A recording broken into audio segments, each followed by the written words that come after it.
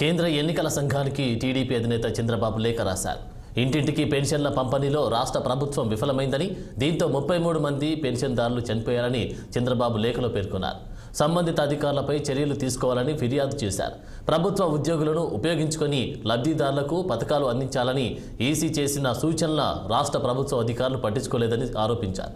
ఎన్నికల సంఘం సూచనలకు విరుద్ధంగా పెన్షన్ల పంపిణీలను గ్రామ సచివాలయాల వద్ద చేపట్టాలని సెర్చ్ సీఈఓ ఉత్తర్వులు జారీ చేసిన ఆరోపణలు చేశారు. గ్రామ సచివాలయాల్లో 1.5 లక్షల ఉద్యోగులు ఉన్నారని, వారి ద్వారా ఇంటి వద్దకే పెన్షన్లు పంపిణీ చేయవచ్చని తెలిపారు. టీడీపీని దోషిగా చేసి రాజకీయంగా లబ్ధి పొందేందుకు పెన్షనర్లను 40 డిగ్రీల ఎండలో ఉంచిన సచివాలయాల వద్దకు సమీపించాలని చంద్రబాబు ఈ లేఖలో పేర్కొన్నారు.